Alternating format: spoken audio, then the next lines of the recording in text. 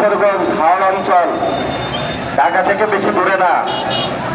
এই যে কিশোরগঞ্জের অনেক এখানে যুবক উপস্থিত হয়েছে।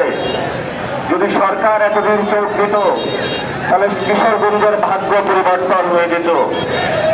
আমরা দেখেছি গত 17 বছর ধরে নাকি 15 বছর ধরে একজন এমপি ছিল, নাম হলো মুজিবুল হক চূন্য। এটা একটা শীর্ষ সন্ত্রাসী। এই শীর্ষ সন্ত্রাসী কিশোরগঞ্জবাসীকে এমন কোন যন্ত্রণা নাই যে যন্ত্রণা সে দেয় নাই। আল্লাহ কিশোরগঞ্জবাসীকে মুজিবুল হক চূন্য থেকে উদ্ধার করেছে। সাথে সাথে মুজিবুল হক চূন্যর যে গডফাদার ছিল শেখ হাসিনা, তার থেকেও আমাদেরকে উদ্ধার করেছে। কিন্তু দুঃখের বিষয়, কিশোরগঞ্জে আলেম ওলামা অনেক বেশি, বিশেষত ময়মনসিংহ অঞ্চলে। এই ময়মনসিংহ পুরা বাংলাদেশে যদি বলা হয় কোন বিভাগে আলেমদের সবচেয়ে ক্ষমতা বেশি, তাহলে সর্বপ্রথম যে জেলাটি আসবে, বিভাগটি আসবে, জেলা হলো কিশোরগঞ্জ আর বিভাগ হলো ময়মনসিংহ। এটা আলহামদুলিল্লাহ বলবেন আপনারে, যেখানে আলেমরা থাকে ওইখানে গজব কম আসে। কিন্তু তারেক রহমান কিশোরগঞ্জবাসী যখন সব গজব থেকে উদ্ধার হয়েছে, ফজু পাগলা নামে এক গজব কিশোরগঞ্জবাসীর উপরে চাপায়া দিচ্ছে। এই কিশোরগঞ্জে কিছু বিচ্ছিন্ন সন্ত্রাসী গোষ্ঠী আওয়ামী লীগ এখন অবস্থান করছে। এই সন্ত্রাসী গোষ্ঠীর মুখপাত্র হিসাবে হলো এই ফজলুর রহমান কাজ করছে। আমরা সরকারকে আহ্বান জানাবো, প্রিয় তারেক রহমান, কিশোরগঞ্জবাসীকে উদ্ধার করেন এই শীর্ষ মুজিব সন্ত্রাসী ফজলুর রহমান থেকে। এই সন্ত্রাসীর জ্বালায় কিশোরগঞ্জবাসী অতিষ্ঠ, কিশোরগঞ্জবাসীর মান মর্যাদা চলে যাচ্ছে। ওনারা তাকে রিজেক্ট করতে চায়। আপনি অন্য কাউকে দেন, তবে ফজু পাগলা থেকে কিশোরগঞ্জবাসীকে উদ্ধার করেন। প্রিয় কিশোরগঞ্জবাসী, আপনাদের পিছনে মনে হয় একটা মুজিবের মূর্তি ছিল। দেখছেন কিভাবে ভেঙ্গে চুরমার হয়ে পড়ে আছে। বাংলাদেশে এখনো অনেক মুজিব প্রেমী টকশো আছে, মিডিয়া ব্যক্তিত্ব আছে। তারা স্বপ্নে দেখে ডিসেম্বরে নাকি তাদের আপা আসবে। আপা কই আসবে? আপা তো হেলিকপ্টার নিয়ে চলে গেছে। বাংলাদেশে আর কোনো জায়গা নাই আপা আসার। যেখানে আপা নামবে সেখানে আপার ফাঁসি বাস্তবায়ন করবে জনতা ধরে। হাজার জায়গায় বাংলাদেশের ফাঁসির মঞ্চ প্রস্তুত আছে। আর বাংলাদেশে মোটামুটি সব জায়গায় আমরা গরু পালি।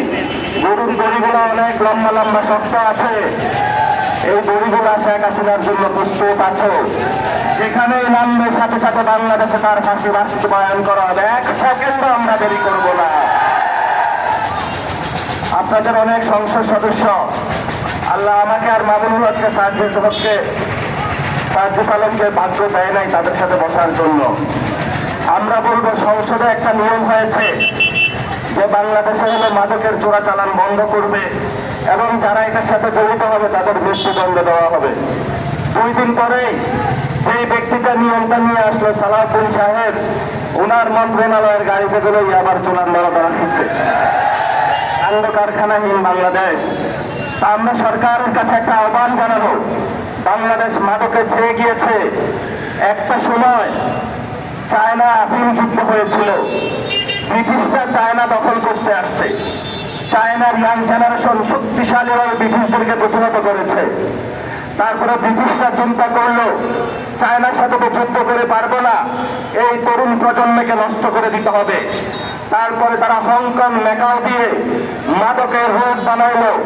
বানানোর পরে কয়েকদিন পরে দেখে যিনি ওই সময়কার চায়নার তৎকালীন শাসক ছিলেন যে যুদ্ধে কেউ যাইতেছে না। রাস্তায় বের হয়ে দেখলেন সব যুবক রাস্তার পাশে হলো চোখ বন্ধ করে পড়ে আছে। খোঁজ নিয়ে জানা গেল যে এখানে ব্রিটিশ সরকার চায়নার মধ্যে যুব সমাজকে ধ্বংস করার জন্য মাদক ঢুকিয়ে দিয়েছে। তার ওই সময়কালে চায়না সরকার ব্রিটিশদের বিরুদ্ধে মাদকের বিরুদ্ধে যুদ্ধ ঘোষণা করেছিল, যেটাকে বলা হয় আফিম যুদ্ধ। 100 বছর ব্যাপী চলেছিল। তবে চায়না মাদকের বিরুদ্ধে জয়ী হয়েছিল। চায়না আজকে বিশ্ব উন্নত রাষ্ট্র হিসেবে আত্মপ্রকাশ করেছে। ভারত রাষ্ট্র দেখলো বাংলাদেশে 90% মুসলমান, ওসমান হাদির সন্তানেরা বেঁচে আছে, এদেরকে ধ্বংস করতে হবে।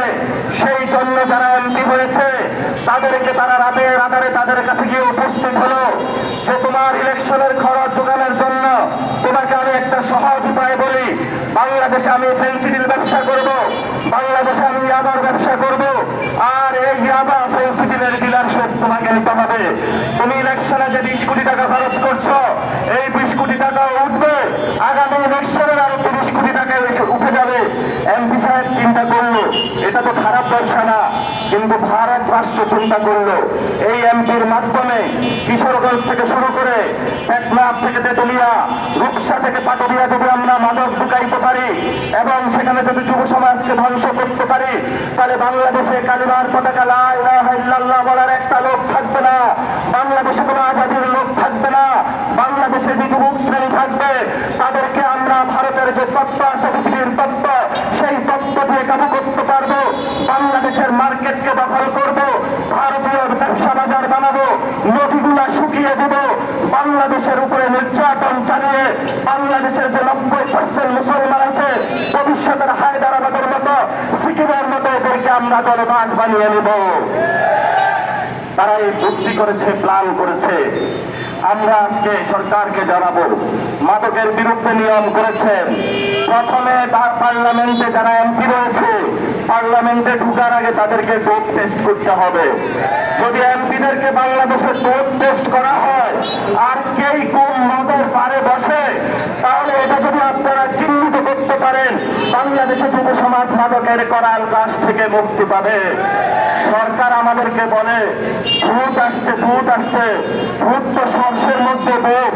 যারা সংসদে নিয়ম বানায় সব এমপি না, কিছু ভালো এমপি আছে আগে মুজাহিদের মতন 5 ওয়াক্ত নামাজ পড়ে ইসলামের পক্ষে কাজ করে। অধিকাংশ এমপি সংসদে যেগুলা মাদক চোরাচালানের সাথে জড়িত, যেগুলা ইয়াবা ব্যবসার সাথে জড়িত, যেগুলা ফেন্সিডিল ব্যবসার সাথে জড়িত। আমি কয়েকদিন আগে ব্রাহ্মণবাড়িয়ায় গিয়েছিলাম, সীমান্তের পাশে শুধু ফেন্সিডিলের বোতল। বললাম এখানে এমপিকে, বললো বিএনপির এমপি। বললাম সে এখানে ফেন্সিডিলের বোতল কেন? এমপি সাহেব কিছু বলে না, এমপি সাহেব ওপেন রুট করে দিয়েছে, যা ইচ্ছা তা আমরা খাইতে পারি। এই হলো বাংলাদেশের পরিস্থিতি।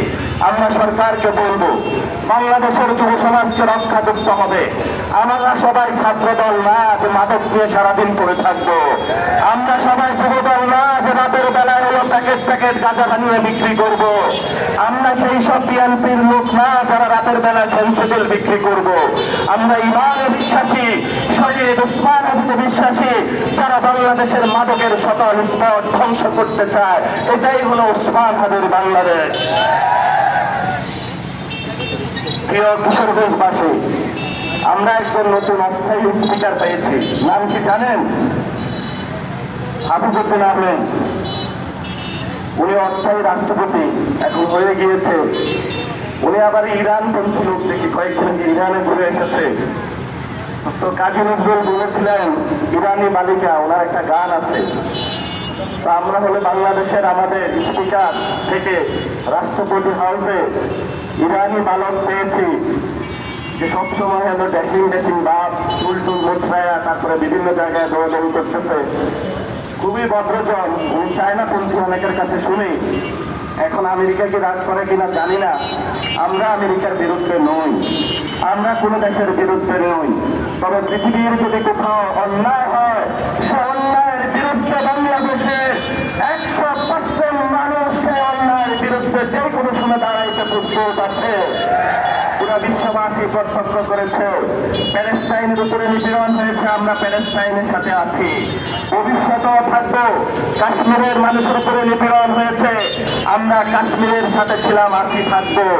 যেখানে মুসলমানদের উপরে নিপীড়ন হয়েছে, যেখানে পৃথিবীর দিকে দিকে মানুষের সাথে অন্যায় হয়েছে, যেখানে ইরানের মানুষের উপরে অন্যায় হয়েছে, সে অন্যায়ের বিরুদ্ধে আমরা থাকবো।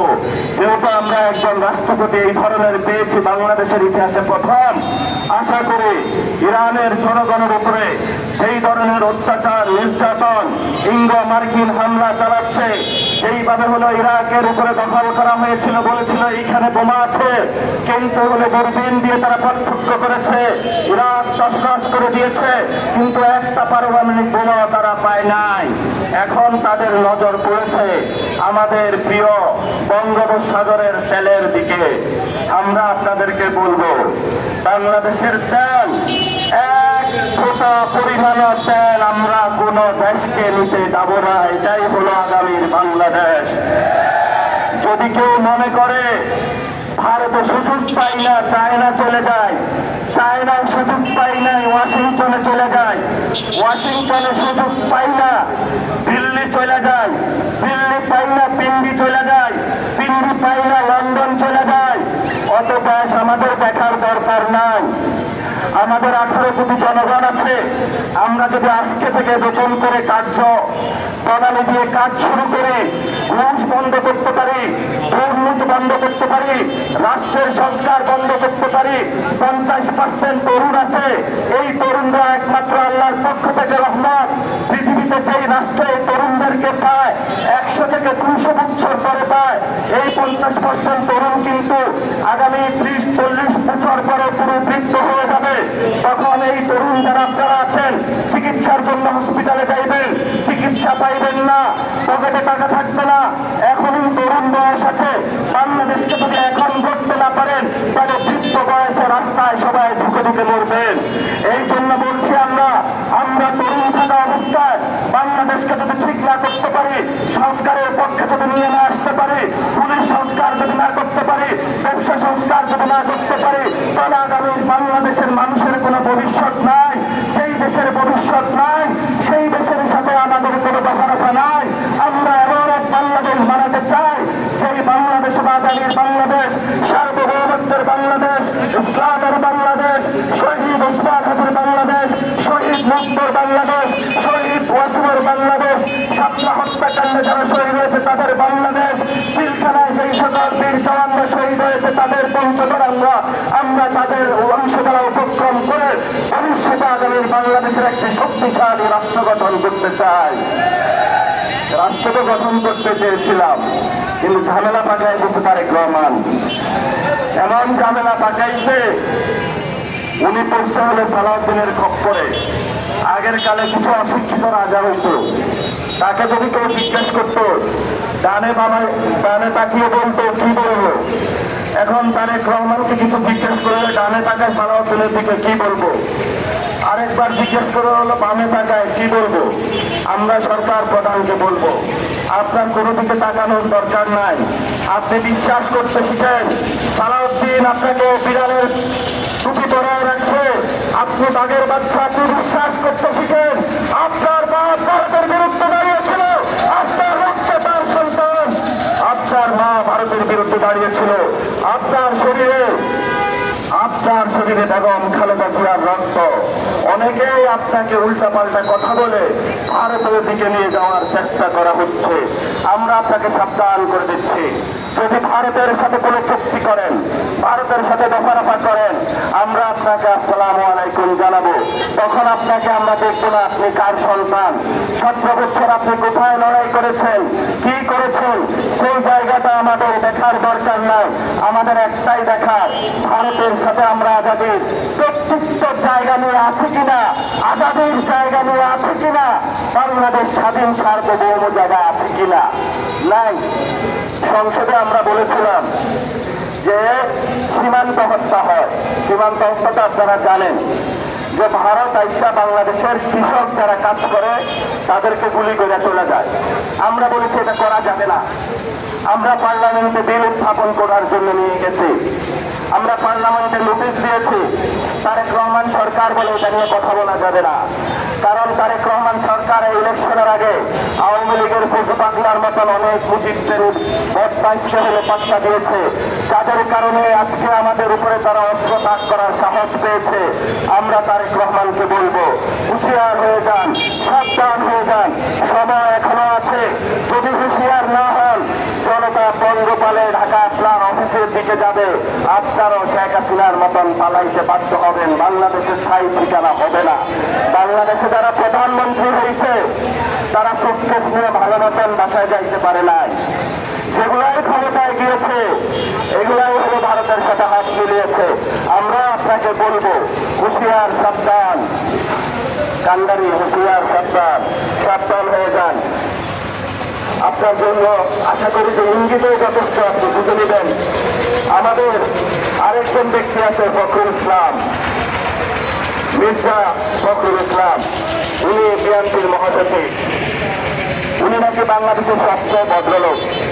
তা আমি মির্জা ফখরুলের উদাহরণ দিই। একজন দুষ্ট লোক হইল মদের দোকান দিচ্ছে, মদের দোকানের আগে সাইনবোর্ড লাগায় দিচ্ছে হালাল মদের দোকান। এমনি তো দুষ্ট, মদের ব্যবসা করে, অবৈধ ব্যবসা, তারপরে আবার স্টিকার লাগাইছে হালাল মদের দোকান।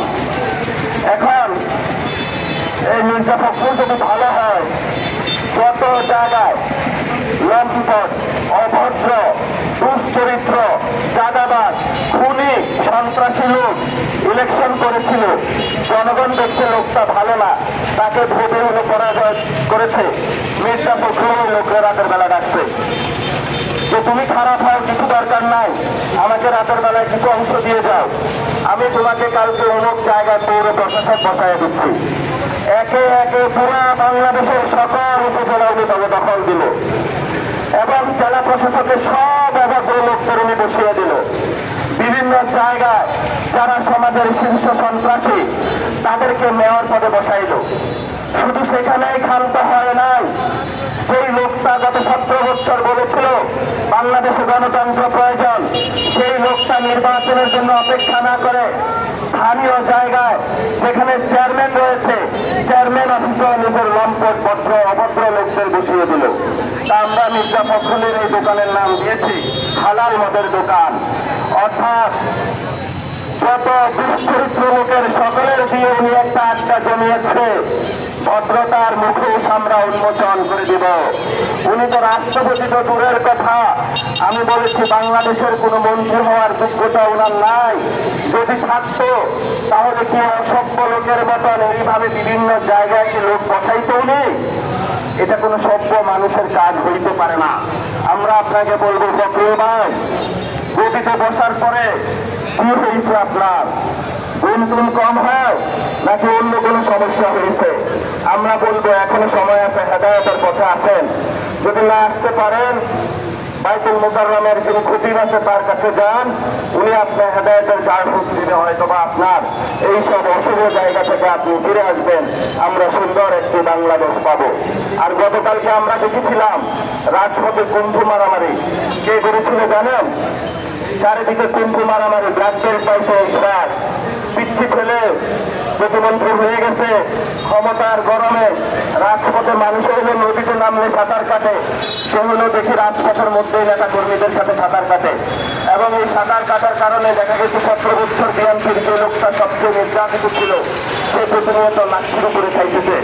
তা আমরা ইশরাক সাহেবকে বলবো একটু রয়েছে রাজনীতি করেন, সাঁতার কাটতে চাইলে সুইমিং পুলে যান, রাজপথ সাঁতার কাটার জায়গা না।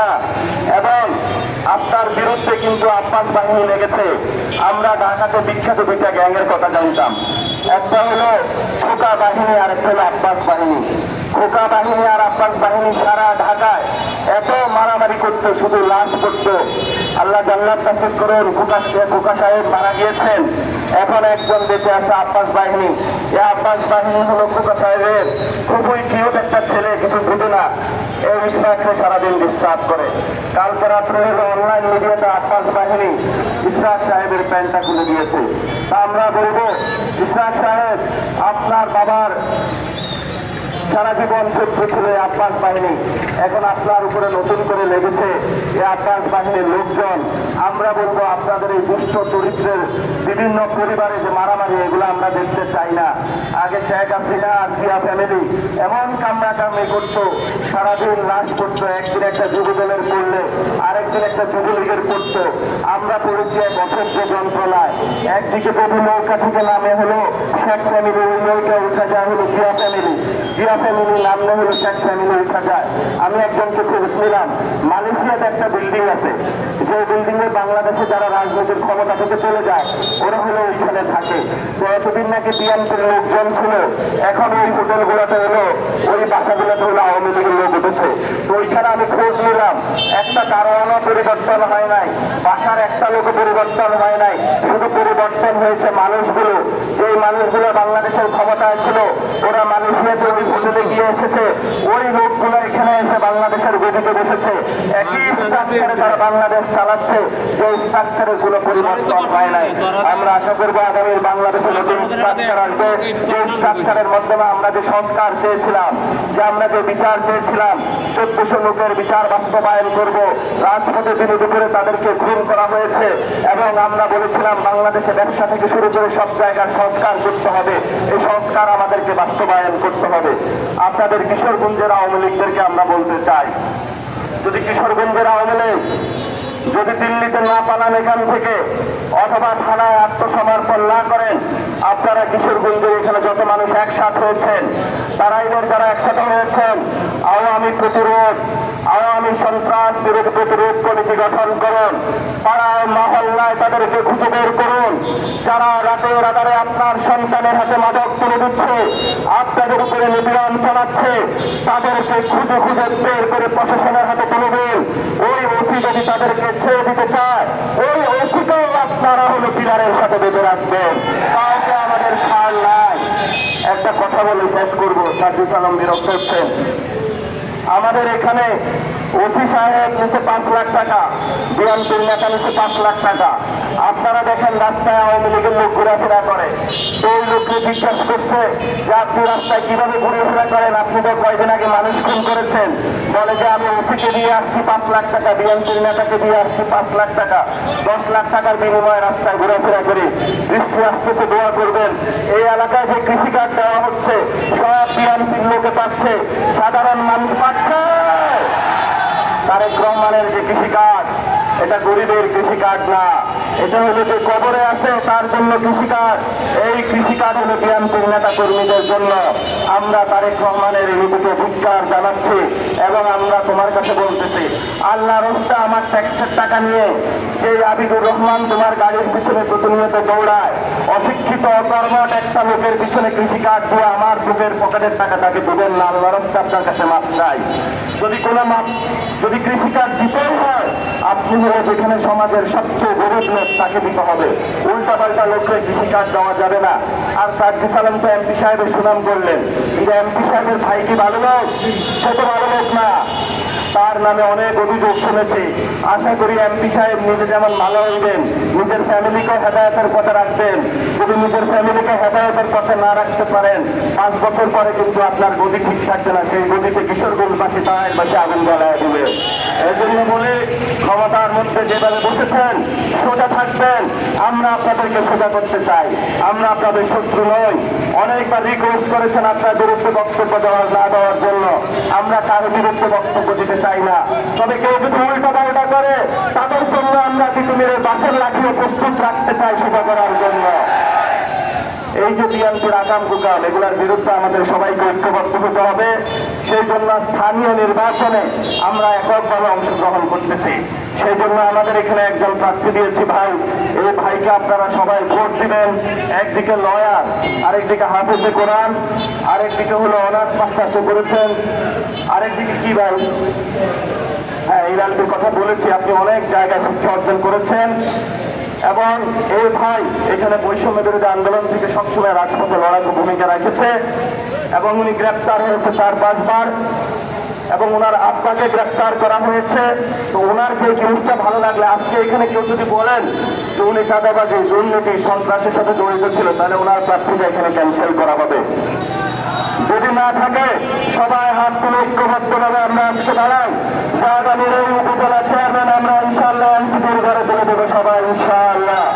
তাইকে আপনারা বিপুল মতো বিজয়ী করবেন।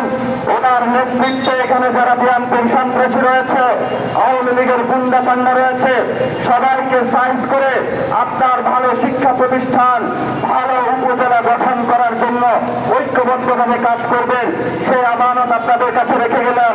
আর আপনারা আজকে নেতা হয়ে যাইতে হবে না, আজকে থেকে আপনি খলিফা উমরের মতন গাছতলায় চলে যেতে হবে এবং সেখানে থেকে জনগণের ঘরে ঘরে যাইতে হবে। নেতাকর্মী দিয়ে শোডাউন দেওয়া যাবে না, কারণ এই জনগণ কোনো টাকা দিয়ে হলে কোনো ভোট বিক্রি করবে না। সবাই চালাক হয়ে গিয়েছে 24-এর গণ অভ্যুত্থানের পরে। তারা কাজ করবে, সেই ভালো লোক তাকেই ভোট দিবে। প্রত্যেকের ভালোবাসা প্রেম করে মন জয় করতে হবে, তারপরেই কিন্তু জয়ী হবেন, এর আগে পারবেন না। এই জন্য জোর করে কারোর ভোট নিতে পারবেন না।